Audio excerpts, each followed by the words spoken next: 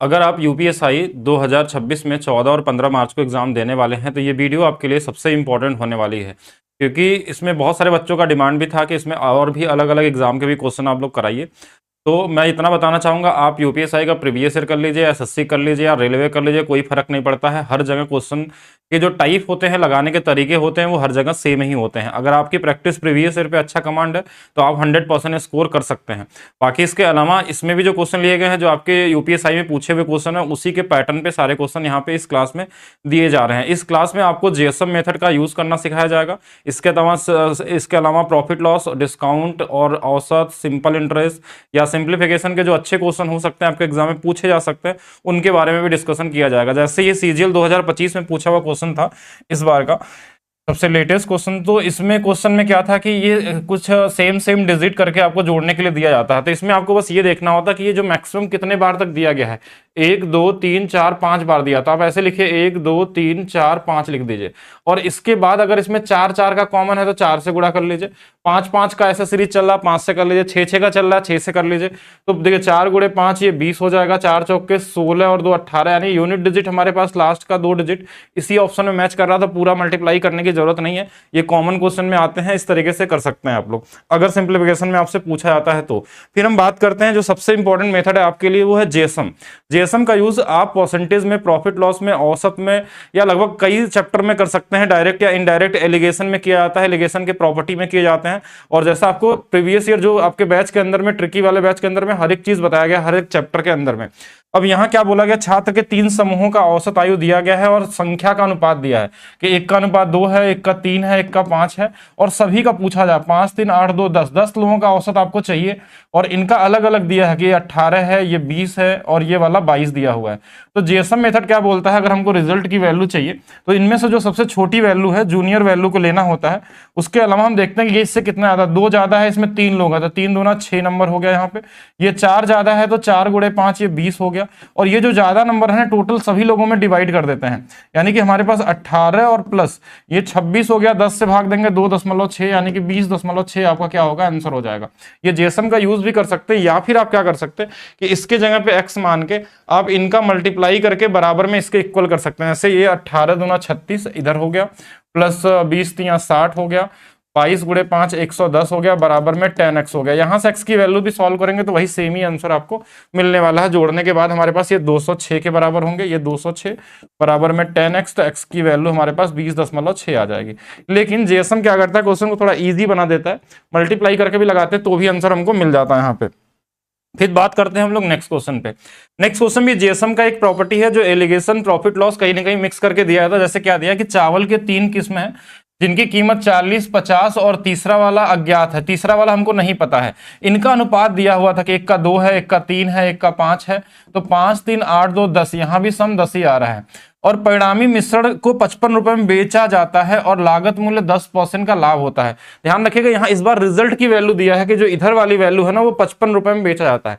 लेकिन हमेशा हम क्या करते हैं कि जब भी एलिगेशन लगाते हैं या फिर जेएसएम लगाते हैं, ये सभी सेम यूनिट में हमारे पास होने चाहिए। जैसे कि अगर यहाँ पे देखा जाए, ध्यान से अगर देखिए तो हमारे पास क्या है, 10% का लाभ, मतलब 10 से ये 11 हो रहा है, यानी 11 यूनिट की वैल्यू 55 दिया है। तो 10 की वैल्यू हमारे पास देखिए, अगर ये इससे 5 गुना पे तो ये 50, यानी यहाँ पे वाली वैल्यू कितनी होनी चाहिए, 50 होनी चाहिए थी। अब इनका अलग अलग हमारे पास रेशियो दिया है कि इसकी वैल्यू 40 रुपए प्रति किलो वाला है, ये वाला 50 वाला है और ये वाला हमारे पास x वाला है। अगर आप चाहें तो यहाँ जेएसएम का यूज करिए या इनका मल्टीप्लाई करके भी निकालते तो भी आंसर आ जाता, जैसे पिछले क्वेश्चन मैंने बताया था आपको। अगर मैं जेएसएम लगाऊं तो इस बार इसमें छोटी वैल्यू हमको पता नहीं, क्योंकि ये वाली x वैल्यू दिया हुआ है। तो इधर से कंपेयर करते हैं कि इस 50 से कितना कम है, तो बोलेंगे 10 कम है। ये कितना कम है, 0 कम है। तो ये 10 में 2 लोग हैं, यानी -20 की बात हो रही है। और यही 20 जो है ना बटने वाला इन 5 लोगों में, अगर 5 लोगों में भाग देते हैं तो इसकी वैल्यू हमारे पास यहाँ माइनस में 4 आ जाएगा।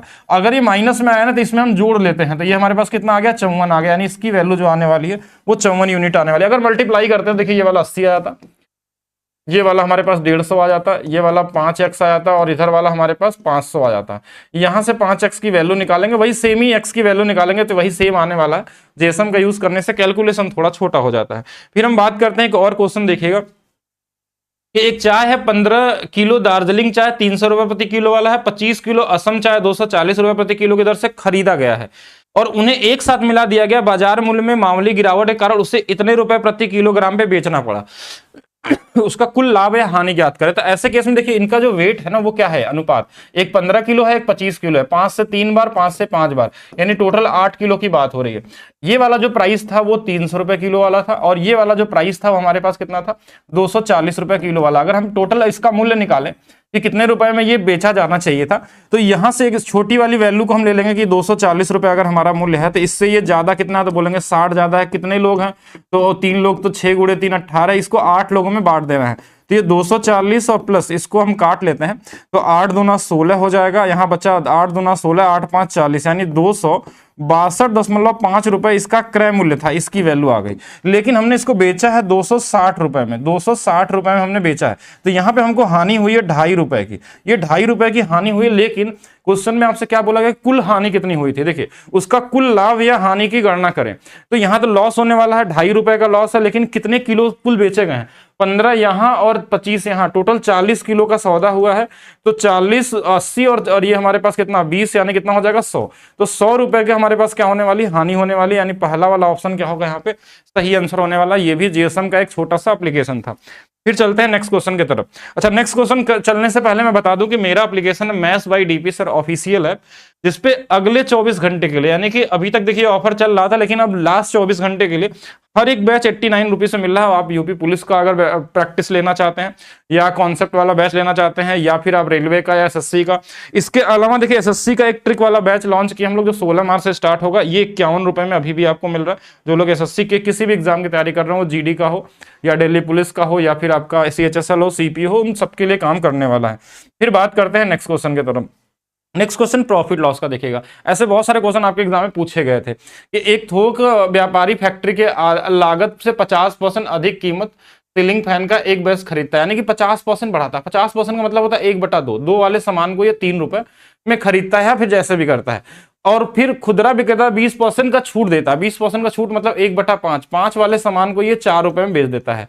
फिर लागत मूल्य पे 40% मार्कअप करता है। मार्कअप का मतलब होता है कि बढ़ा दिया, फिर 5 वाला आप क्या करता है, इसको 2 रुपए बढ़ा के 7 रुपए लिख देता है।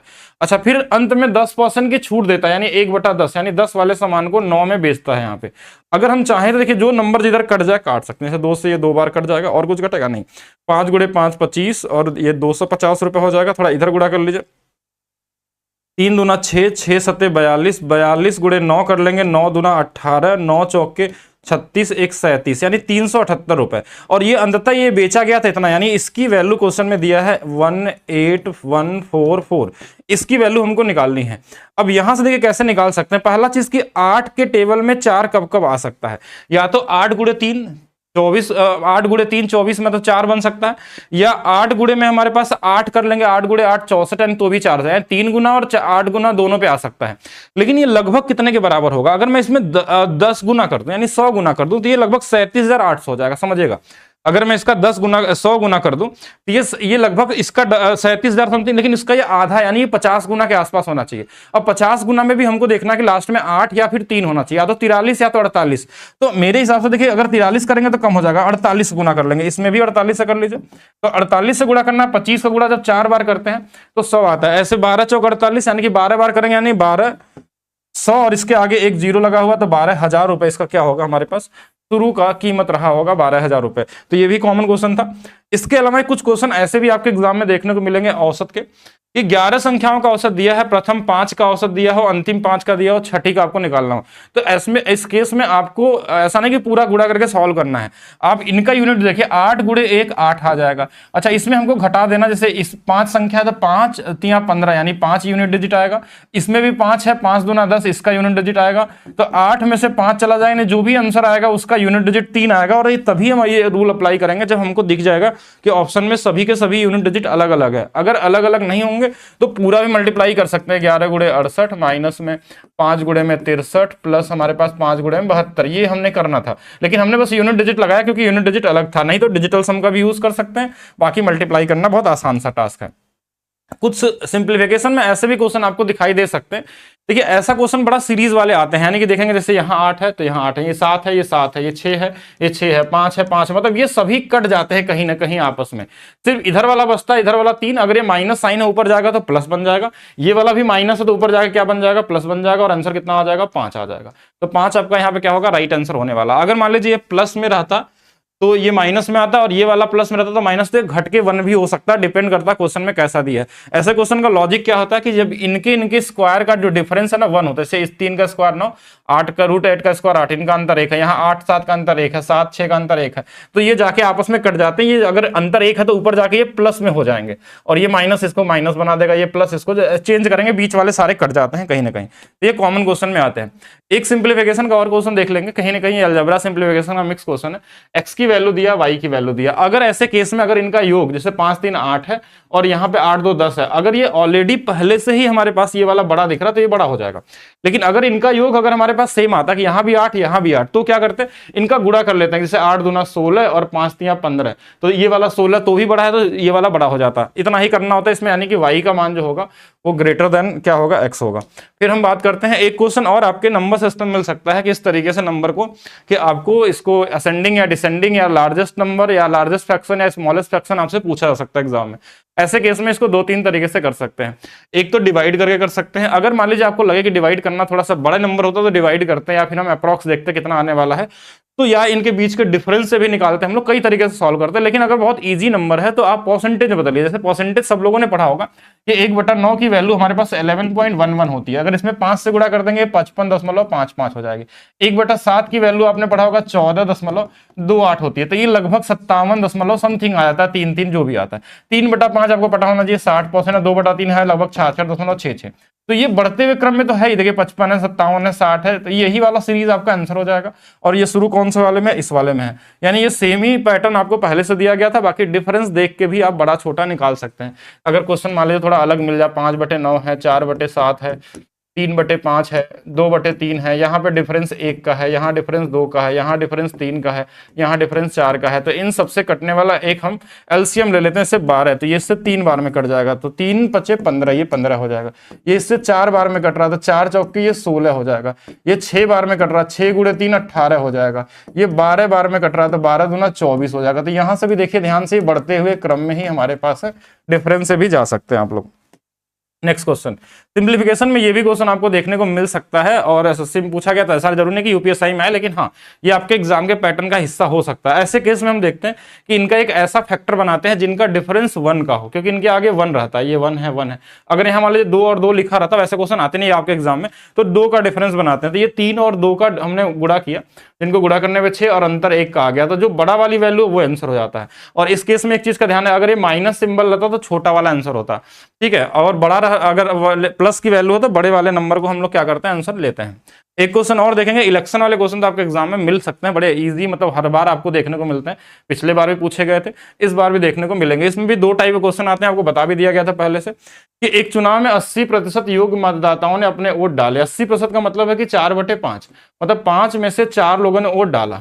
5% अवैध हो गया, 5% यानी 1/20, यानी कि 20 में से 1 वोट अवैध हो गया, तो सही कितना रहा होगा, 19 रहे होंगे। विजयी उम्मीदवार को इतने वोट मिले जो कुल वैध मतों का 60% है। 60% का मतलब 3/5, 5 में से 3 वोट इसको मिला है।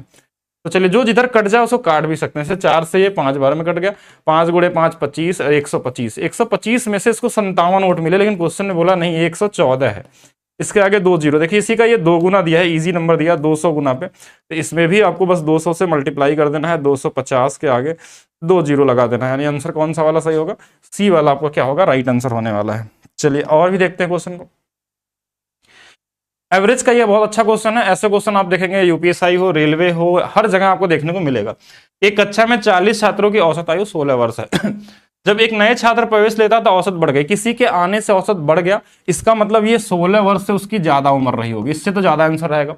अगर घट जाता तो 16 से कम आंसर रहा होता, तो 16 से ज्यादा 0.2 बढ़ा, और इसमें कितने लोग रहे होंगे, 41 लोग। बोलेंगे 41 कहां से आ गए, तो 40 ही थे, तो एक जो गया होगा वो मिलकर 41 हो गया, 41 का इसमें गुणा कर देंगे तो लगभग 8.2 से औसत से ज्यादा वो एज लेकर आया था, 24 कितना हो जाएगा, 2 हो जाएगा, ये इसका आंसर हो जाएगा। तो ये भी कॉमन क्वेश्चन में आते हैं। चलिए नेक्स्ट देखते हैं और टाइप।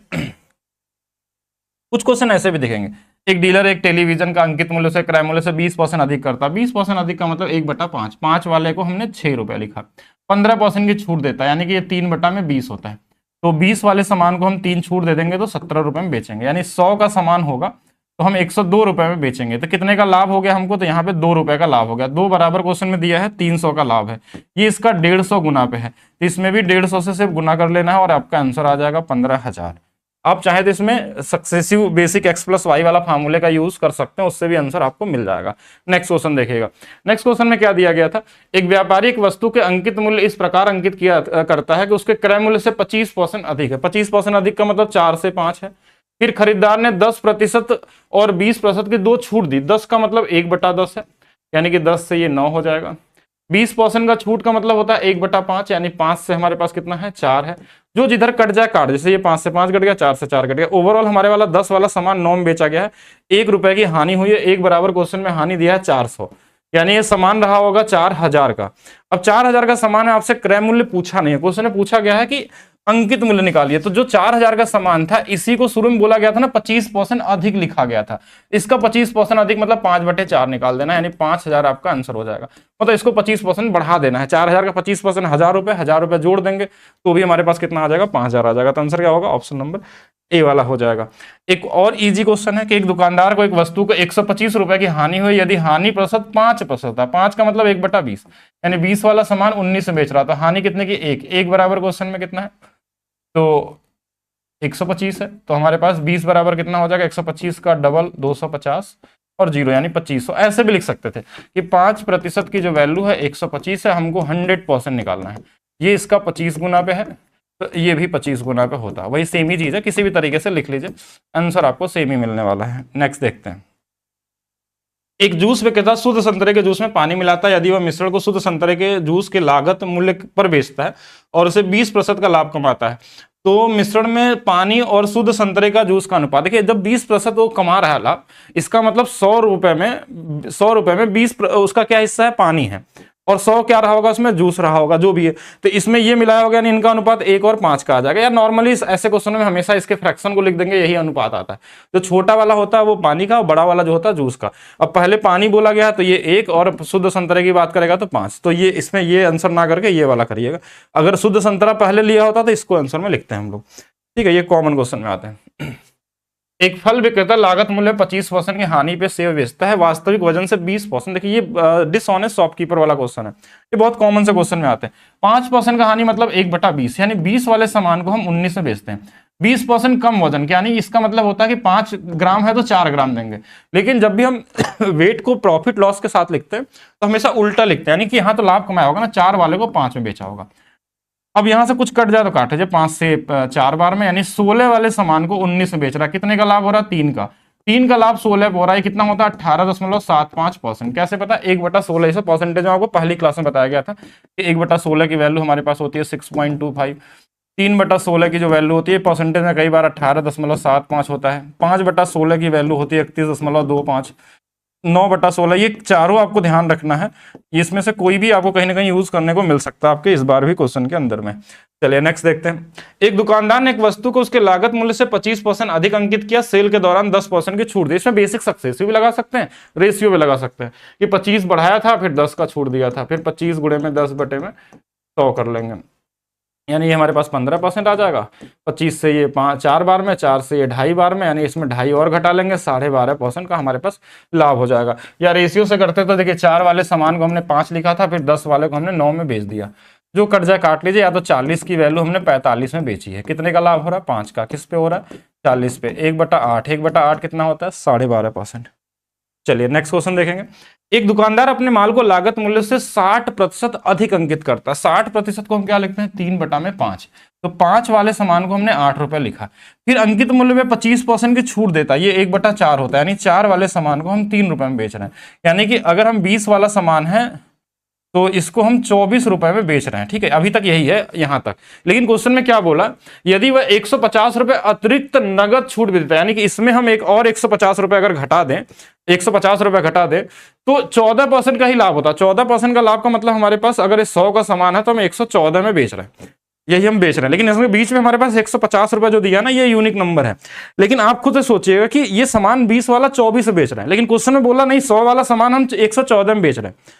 तो इसका मतलब क्या होगा, ये सीपी दोनों जगह सेम कर लेते हैं। अगर इसको मैं 100 बना दूंगा तो अगर मैं 5 से गुणा कर दूं तो ये 24 गुणे 5 120 हो जाएगा। यानी 120 वाला सामान 114 में बिक रहा है, यानी कितने का डिफरेंस है, तो बोलेंगे 6 यूनिट का। ये कितने किसके वजह से हो रहा है, इस 150 रुपए का, 6 बराबर 150, ये इसका 25 गुना पे है, तो सीपी भी निकालना है तो 25 गुना पे 2500 हो जाएगा, या यहां से निकालेंगे तो भी 2500 आ जाएगा, कहीं से भी निकाले, जो दोनों जगह सीपी सेम है। नेक्स्ट क्वेश्चन देखेंगे। एक दुकानदार ने वस्तु पे 50% अधिक अंकित किया, उसने ग्राहक को 10-20 की 2 क्रमिक छूट दी, 80 रुपए का लाभ हुआ, तो वह ग्राहक को किस मूल्य पे बेचा। तो ये भी वही कॉमन सा क्वेश्चन है। 50 का मतलब 1/2, 2 वाले सामान को 3 में बेचा, 10 वाले सामान पे छूट देके 9 में, 5 वाले को 4 में। गुणा करना चाहें तो 10 दूना 20, 25 100 हो जाएगा, और 9 गुणे 27 गुणे 4 108 हो जाएगा। कितने का यहाँ लाभ हो रहा है, तो बोलेंगे 8 का। क्वेश्चन ने बोला 80 का, इसके आगे 1 गुना किया गया है तो इसके आगे भी 1 मतलब 10 का गुना कर लेते हैं, 1080, यही आपका आंसर हो जाएगा। तो ये भी इजी था। नेक्स्ट क्वेश्चन देखेंगे। एक निश्चित राशि 2 वर्षों में इतना और 3 वर्षों में इतना, अगर ये सीआई पे हो रही है, क्वेश्चन में दिया नहीं है कि सीआई दिया तो नॉर्मली बस देखते हैं कितना बढ़ा, तो बोलेंगे 640। 640 अगर 6400 का कितना है तो आप बोलेंगे 10% है। अगर एसआई पे देता तो हमको क्या करना होता कि 2 साल पहले फिर जाना पड़ता कि अगर एसआई देता तो क्वेश्चन में क्या होता कि 600 साल 1 साल बढ़ा है तो 2 बार में कितना बढ़ जाएगा, 1280 बढ़ जाएगा। 1280 को इसमें घटा देंगे तो कितना आ जाएगा, 5120 रुपए आ जाएगा। तब हमारा 640 कितना होगा ये आपको निकालना होगा 1/8, तो आंसर क्या होता है 12.5% होता। लेकिन क्वेश्चन में क्या है कि सीआई न दिया ना एसआई दिया है, तो हम अब आंसर में 12.5 दिया नहीं तो हम इसी को मान लेते हैं। हो सकता है कि टाइपिंग मिस्टेक रही हो या कहीं लिखा है सीआई, क्या नहीं दिया तो छोड़ देते हैं।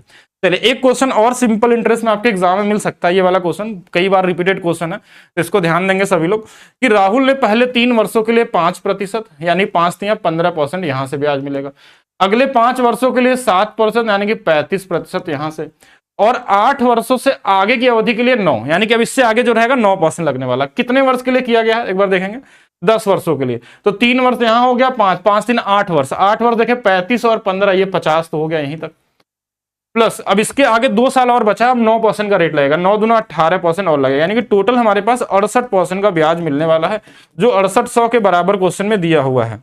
यानी इसका 100 गुना तो 100% की वैल्यू भी है, बस इसके आगे 0 लगा लीजिए, यानी 10,000 कितना हो जाएगा आपके पास, राइट आंसर हो जाएगा। एक और क्वेश्चन देखते हैं। 10,000 रुपए पे 2 वर्ष 6 माह के लिए 10% प्रतिवर्ष की दर से संयोजित चक्रवृद्धि ब्याज ज्ञात कीजिए। अब चक्रवृद्धि ब्याज निकालना, देखिए ये 2.5 वर्ष दिया है तो इसको कई तरीके से निकाल सकते हैं। सक्सेसिव लगा सकते हैं कि पहले साल 10% है, दूसरे साल 10% है, लेकिन तीसरे साल 5% है, तो इनका सक्सेसिव निकाल लेंगे तो कितना आ जाता है 21%। 21 के साथ 5 का निकाल लेंगे, 21 गुणे 5 बटे में 100, तो यहां से 21 और 5 कितना आ जाएगा, ये 26, और 21 गुणे 5 105, और 100 से भाग देंगे यानी कि 27.05, इतना परसेंट आपको निकालना है 10,000 का। 10,000 दिया ना, तो 2705 आपका क्या हो जाएगा, आंसर हो जाएगा। एक तो ये तरीका निकाल सकते थे, बाकी बहुत तरीके से निकाल सकते हैं। ऐसे भी कर सकते हैं कि पहले साल 10 से 11 हुआ, 10 से 11 हुआ, तीसरे साल 20 से क्या हो गया 21 हो गया, तो हमने देखा कि यहाँ पे 2000 हो गया, ये यहाँ पे 11 गुणे 21 231 हो जाएगा, फिर यानी 0 0 लगा लेंगे, ये 1 आ गया, ये वाला 4 आ गया, ये वाला 5 आ गया, ये 2 आ गया, कितने का बढ़ गया 541 बढ़ गया। इसकी वैल्यू क्वेश्चन में 10,000 दिया हुआ है, इससे 5 गुना, तो ये भी 5 गुना पे कर लेंगे, वही सेम ही चीज आपको मिलने वाली 2705 वाला। चलिए नेक्स्ट देखते हैं हम लोग। इतने रुपए की राशि 10% की निवेश दर से कितने वर्षों में इतनी हो। देखिए ये क्यूब है, ये क्यूब है, ये नंबर दिख गया ना, क्यूब क्यूब का मतलब 3 साल, अगर कहीं पे स्क्वायर दिखे तो 2 साल, 4 बार दिखे तो आप देख लेंगे 4 ईयर होगा, लेकिन 4 वाला आता नहीं। एक और इंपॉर्टेंट क्वेश्चन है जिसमें आपका जीएसएम भी लगता है, एलिगेशन भी लगता है। ये क्वेश्चन कई लोगों ने पूछा भी था इस बार हमको, और यूपीएसआई वाले एसआई वाले क्लास में आपको बताया भी गया होगा जो लोगों ने पढ़े होंगे। और 3-4 अलग अलग क्वेश्चन इस पे आपका प्रॉफिट लॉस में अप्लाई होता है। ये आपके पॉपुलेशन वाला क्वेश्चन जो परसेंटेज में आता है कि मेल बढ़ गए फीमेल बढ़ गए, वहां पे भी लगता है। बाकी सिंपल इंटरेस्ट, कंपाउंड इंटरेस्ट, हर जगह आपको ये देखने को मिलेगा। अब इसमें क्या होता है कि जैसे मान लीजिए 18,000 रुपया होता है, तो एक जगह बोलता है कि जो 18,000 रुपए है इस पे एक ने 15% का ब्याज दिया, एक ने 10% प्रति वर्ष, तो हम एक पहले छोटे वाले को लिखते हैं और दूसरे वाले छोटे वाले प्लस बड़ा जो कितना नंबर ज्यादा है उसको अलग लिख लेते हैं। जैसे यहाँ पे एक 10 था, ये 15 था, लेकिन हमने दोनों को 10 ही बनाया कि अगर मान लीजिए 10% ब्याज मिलता तो इसका 10% जो ब्याज होता है वो कितना होता, तो बोलते हैं 1800 रुपए ब्याज होता है। लेकिन गलती से यहाँ 2160 रुपए ब्याज मिल गया। 2160 ब्याज मिलने का मतलब क्या हुआ कि 18 और यहां से 360 रुपए ज्यादा मिला है। ये 360 रुपए ज्यादा कहां से आ गया, इस 5% के वजह से आ गया। 5 की वैल्यू 360 है तो 100% की वैल्यू निकाल सकते हैं। यहां से इसमें 20 गुना पे है तो 20 से इसमें भी गुना कर लेंगे, 36 दूना 72, यानी कि 7200 रुपए हमारे पास आ जाएगा, जो ये 15% वाला ब्याज है। किस पे पूछा गया था? एक्स का बोला गया, एक्स का 15 है यानी 72 आपका आंसर होगा। अगर मान लीजिए ये 72 है तो इसमें घटा लेंगे तो इधर वाले की वैल्यू आ जाती है हमारे पास, जो 10% वाला होता है। बाकी एलिगेशन से भी लगा सकते थे कि एक 15% वाला था, एक 10% वाला था। टोटल ब्याज जो मिला है हमको 2160 मिला है, ये निकालना पड़ेगा लेकिन आपको कि 18,000 का ये कितना परसेंट है। ये 0 0 0 0 कट जाएगा, 18 से ये 12 बार में है, तो इनके बीच में टोटल जो ब्याज मिला है 12 मिला है। तो यहाँ ये 2 है, यहाँ ये 3 है, दोनों मिला के 5 है। 5 की वैल्यू 180 दिया है, 36 गुना पे 36 दिया 108, 10,800 होगा, और ये 36 गुना 72, एक 72 वाला है और 108 वाला है। तो आंसर में क्या होगा? ये हमसे 15 वाला पूछा था तो ये 7200 वाला है, अगर ये वाला बोलता तो 10,800 हो जाता। तो कहीं से भी इसको कर सकते थे। नेक्स्ट, किसी धनराशि पे 18% प्रतिवर्ष की दर से 1.5 वर्ष का चक्रवृद्धि ब्याज। देखिए 1.5 वर्ष का चक्रवृद्धि मतलब पहले साल तो 18% है, दूसरे साल 9% लगेगा, यही तो होगा। तो इनको लगा लीजिए सक्सेस, 18 + 9, 18 गुणे में 9/100, 18 9 27 प्लस 18 9 162, और ये आ जाएगा हमारे पास 28.62%। इसकी जो वैल्यू क्वेश्चन में दिया 2862, तो ये इसका देखिए 100 गुना पे है। तो 100% अगर आपसे पूछा जाए तो 100 गुना कर लेंगे, ये वाला आंसर आ जाएगा। तो ये भी इजी था। फिर हम बात करते हैं नेक्स्ट क्वेश्चन। देखिए नेक्स्ट क्वेश्चन 3 साल का सीआई भी पूछा सकता है आपके एग्जाम में। यदि किसी निश्चित धनराशि पे इतने प्रतिशत की दर से 3 वर्षों का चक्रवृद्धि ब्याज, देखिए इसको हम क्या लिखते हैं 1/6। तो अगर मैं इसको कई तरीके से बता सकता हूँ, आपको कई अप्रोच बताया गया, लेकिन आप नॉर्मली रेशियो से लगा लीजिए, ज्यादा भी कंफ्यूज नहीं होना। 6 से 7 अगर आप पूरा पढ़े होंगे तो आपको सब चीज बताया गया होगा। तो यहां से अगर हमने देखा तो ये हमारे पास क्या हो गया कि 216 हो गया, और ये वाला 343 हो गया। अब यहां से जो ब्याज हमको मिला है ना, वो कितना मिला है? 127 रुपए मिला हुआ है, भी लगेगा। देखिए यहां पे अगर हम देखा जाए तो 127 रुपए। अब यहां से क्वेश्चन में 127 की वैल्यू दिया है, क्वेश्चन में 127 के आगे एक जीरो है, यानी 10 गुना पे है। प्रिंसिपल पूछा जाता तो हम बता देते 21 16 और समथिंग इतना, कि 10 गुना है ना, 10 गुना दिया था, हाँ तो 10 गुना यानी कि 2160 हो जाता। अच्छा, लेकिन आपसे पूछा क्या गया? क्वेश्चन में पूछा गया साधारण ब्याज ज्ञात कीजिए। तो किसी भी तरीके से निकाल सकते हैं कि 3 साल का जो साधारण ब्याज सीआईएसआई का अंतर होता है 3 साल का, ये आपको पढ़ाया गया था कि अगर 1/x होता है तो अंतर आता है 3x + 1 आता है। तो ऐसे अगर यहाँ रेट 1/6 है तो सीआईएसआई का जो अंतर होगा, सीआईएसआई का अंतर होगा वो यूनिट में कितना आएगा? 6 × 3 18 1 19। यानी अगर मैं एसआई निकालू यहाँ से, एसआई तो 3 साल का, तो इसमें 19 घटा लेंगे 108 आ जाएगा। अब इसमें भी 10 गुना कर लेंगे यानी 1080 हो जाएगा। ऐसे भी कर सकते हैं, पूरा ऐसा नहीं कि पूरा सॉल्व करने के पीछे जाइए। अंतर पूछता तो हम इसमें भी हम क्या कर लेते हैं 10 गुना कर लेते हैं, और 190 हमारे पास सीआई का अंतर होता अगर पूछता तो। बाकी इसको लगाने के और तरीके होते हैं, इस तरीके से भी लगा सकते थे कि सीआई 3 साल का होता है 3x² + 3x + 1, इससे लगा सकते हैं। अंतर जो होता है सीआईएसआई का 3 साल वाला वो 3x + 1 होता है, यानी इसको इसमें घटा लेंगे तो एसआई जो होगा वो हमारे पास 3x² हो जाएगा। अब यहां से देखिए अब नॉर्मली कर सकते थे, x का स्क्वायर कितना था, कहां गया हमारे पास 6, 6 का स्क्वायर 36 × 3 108, यानी जो भी एसआई आने वाला वो 108 के मल्टीप्लीकेशन में आएगा, पहला ऑप्शन हो जाता। ये वाला अगर हम करते तो 127 आता, इसकी वैल्यू दिया रहता, इसकी वैल्यू निकाल लेते, डिफरेंस पूछता तो ये भी निकाल सकते थे। और भी और तरीके से लगा सकते हैं, पास्कल ट्रायंगल क्या क्या बहुत सारी चीजें। एक कॉमन क्वेश्चन ये भी देखने को मिल सकता है आपके एग्जाम में, कहा जाता है कि एक राशि चक्रवृद्धि ब्याज के साथ 5 वर्षों में 2 गुनी हो जाती है, यानी 1 से 2 होने में 5 वर्ष लगते हैं, तो 2 से 4 होने में फिर से 5 वर्ष लगेंगे, 4 से 8 होने में 5 वर्ष लगेंगे, 8 से 16 होने में 5 वर्ष, 16 से 32 होने में 5 साल। अब ये चलता रहेगा, लेकिन हमको 8 ही गुना तक बोला गया, तो हमको 5 5 5 ये 15 साल लग जाएंगे।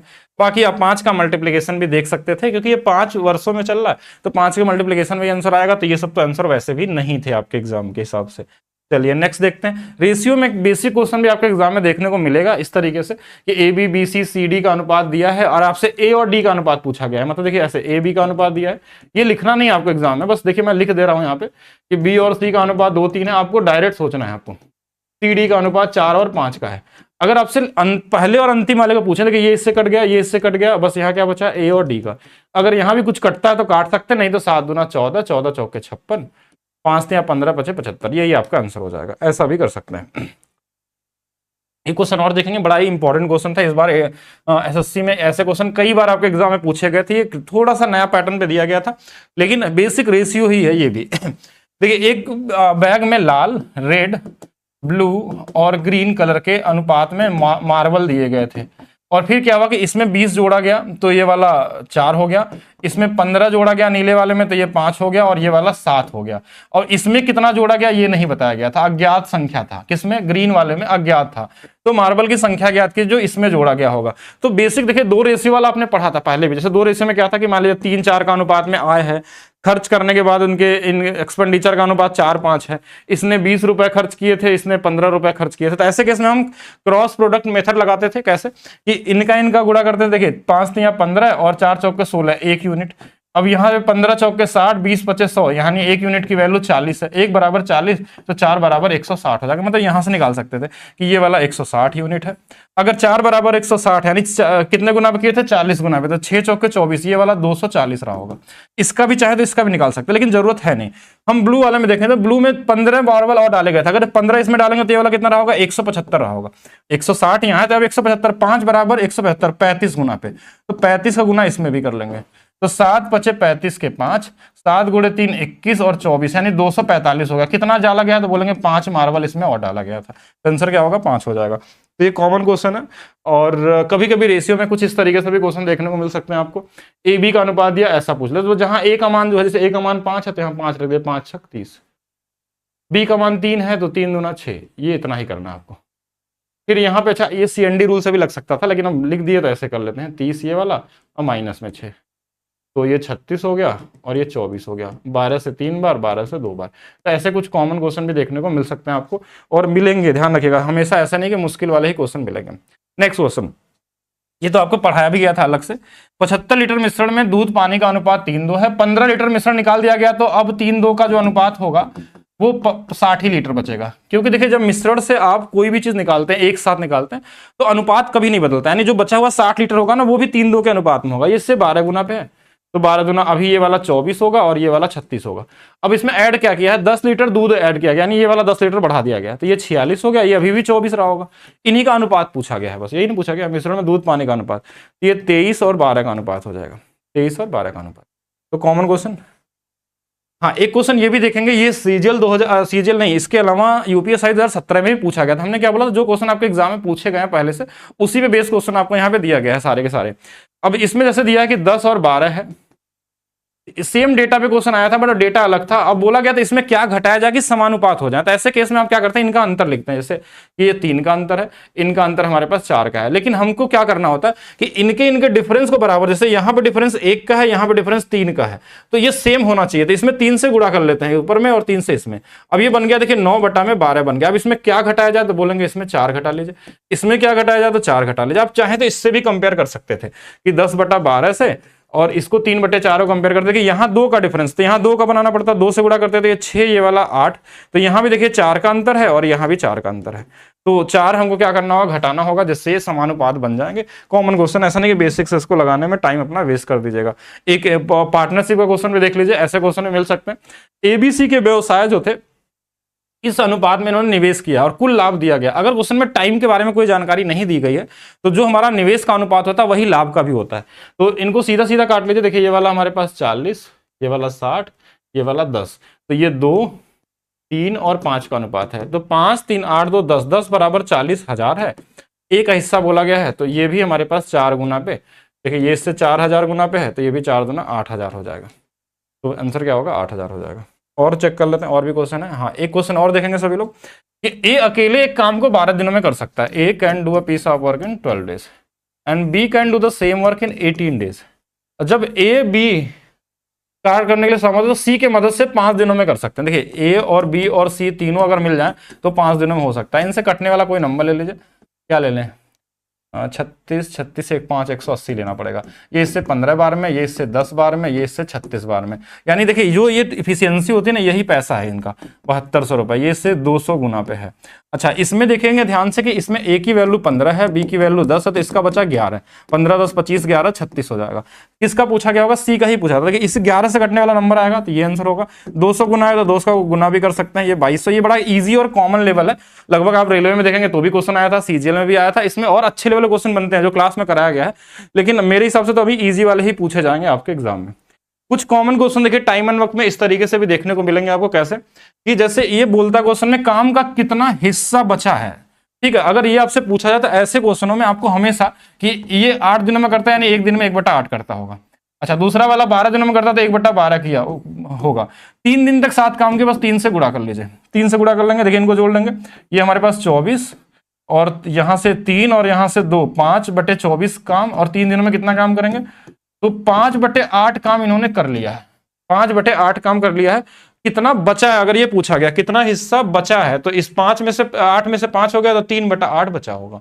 कितना हो गया पूछता तो 5/8 होता। तो आंसर दोनों में से कुछ भी पूछा जा सकता है, उसको देख लेंगे कि आपके एग्जाम में क्वेश्चन आता है। एक और क्वेश्चन बड़ा अच्छा क्वेश्चन है, और ये क्वेश्चन यूपीएससी 2017 में भी था, इसके अलावा सीजीएल 2013 में पूछा गया था, इसके अलावा सीजीएल आप देखेंगे 17-18 कहीं एक बार और भी देखा गया था। सेम क्वेश्चन है, सेम ऑप्शन है, सब कुछ है, और 2025 में भी आया था। क्वेश्चन रिपीटेड वाला क्वेश्चन है, इसको आप इक्वेशन बना के भी लगाते हैं, वैल्यू पुटिंग से भी लगाते हैं। जैसे क्वेश्चन में क्या होता है कि ए और बी किसी काम को 12 दिनों में कर सकता है, बी और सी काम को 16 दिनों में कर सकता है, इसके अलावा तीसरा डेटा नहीं देता इसमें।